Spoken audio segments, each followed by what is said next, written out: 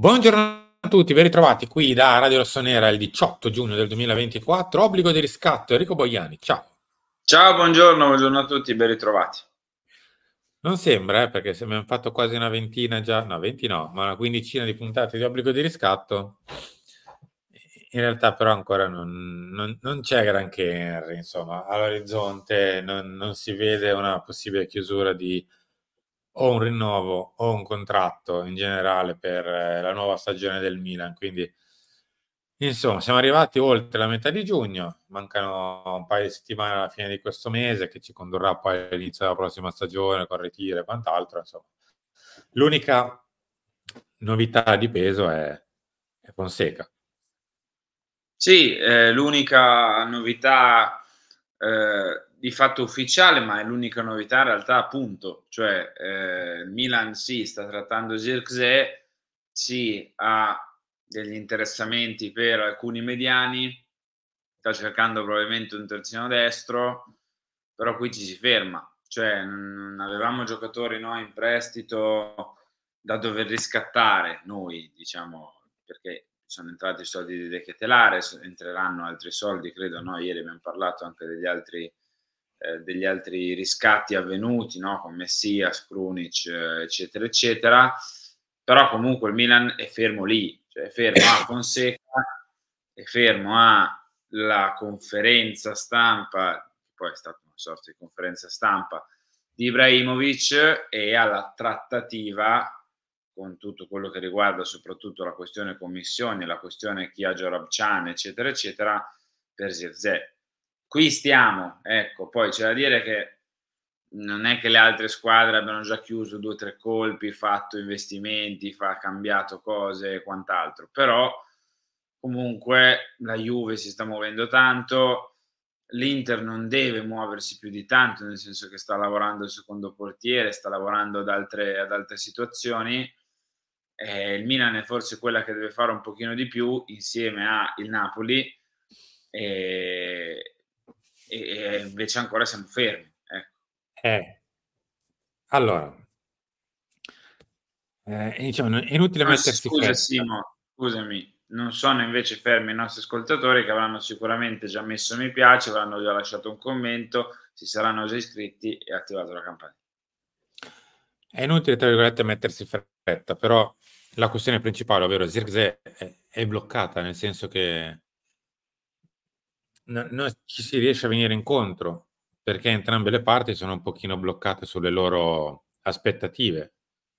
Il Milan che non vuole sicuramente andare oltre la doppia cifra, Kia che non vuole scendere dalla doppia cifra di commissioni.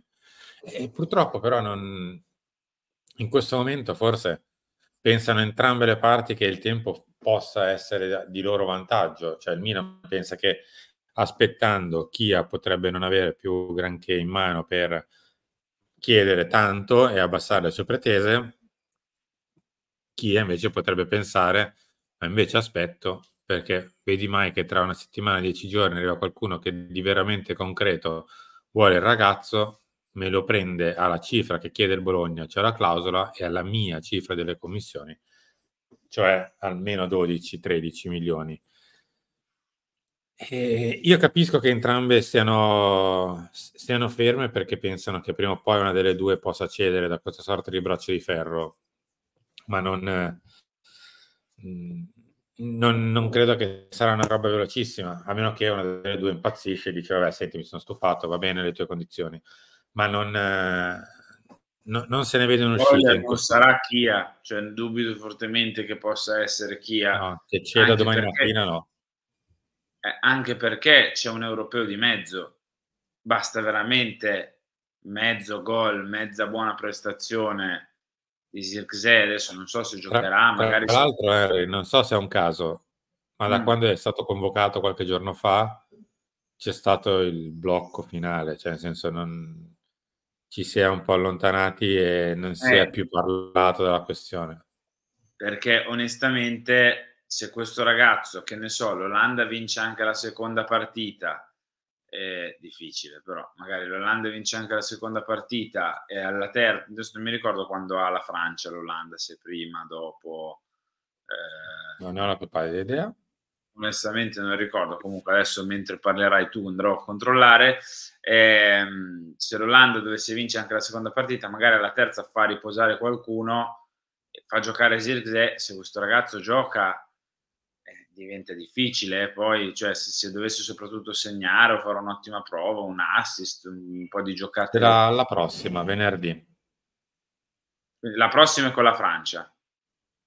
Ipotizziamo che l'Olanda batte la Francia, che sarà senza Mbappé magari, e riesce a superare la nazionale di Deschamps. 6 punti dopo aver battuto la Francia, magari puoi anche pensare di fare un micro turnover all'ultima contro l'Austria.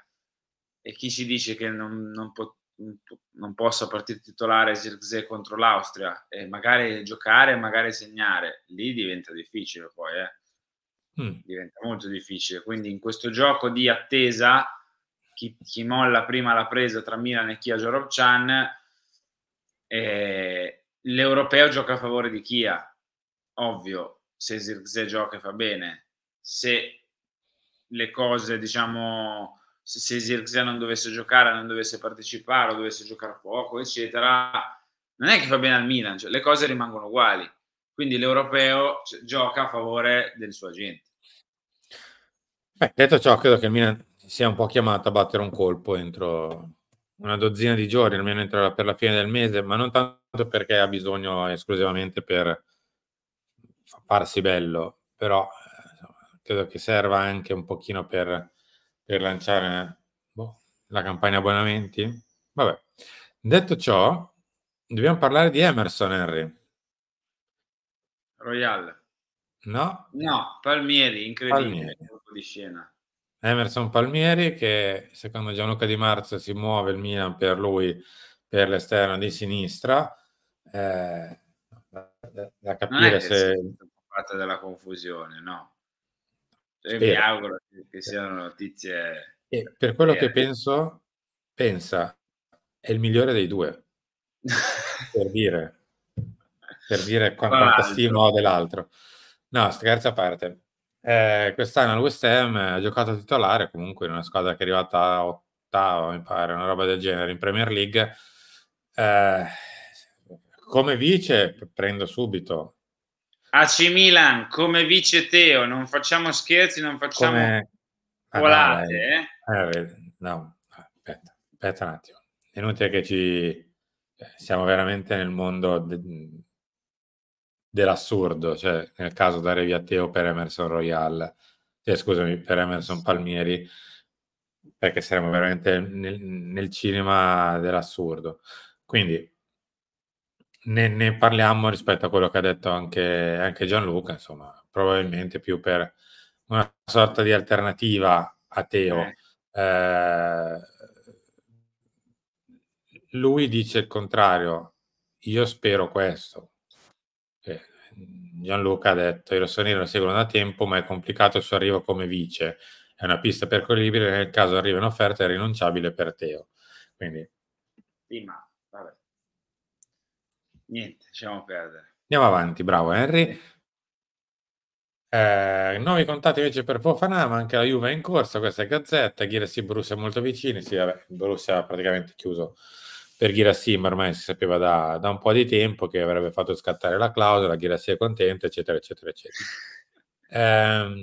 Per Fofana credo che valga un pochino la questione Zirkzee, insomma, è comunque un giocatore che è all'europeo, quindi credo che in questo momento a nessuno convenga fare uno spostamento adesso, durante la competizione, né al Monaco, né al giocatore, né a chi deve comprare probabilmente, perché bisogna far passare, credo, l'europeo per Fofana.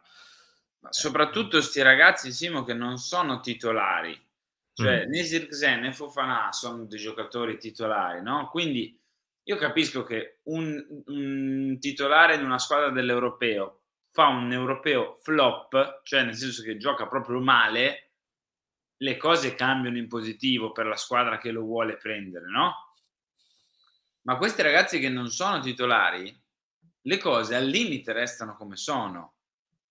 Se non fa nulla di che il giocatore, perché non sono titolari, quindi non è che giocano 3 partite piene e rischiano di floppare. Giocano spezzoni e gli spezzoni o fanno rimanere le cose più o meno come sono, oppure le fanno migliorare per la gente e per la squadra attuale in cui si trovano, penso a Fofana.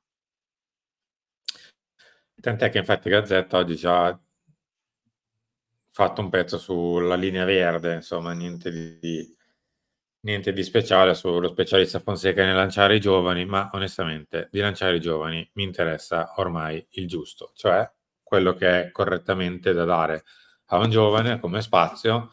Sarebbe ora ritornare a pensare a vincere le partite e le competizioni e le coppe, e lanciare i giovani essere una roba che interessa al 25%. Ecco. Per il resto sarebbe interessante vincere. Henry, grazie. Ciao, buona giornata. Sfrecciamo anche noi a 113 km orari come Kylian Mbappé Sperando verso di non le altre. schiantarci come Kylian. Esatto, non so con che mezzi, con che doti umane incredibili, ma corriamo anche noi a 113 km orari verso gli altri appuntamenti di giornata di Radio Rossonera. Ma come si Ciao.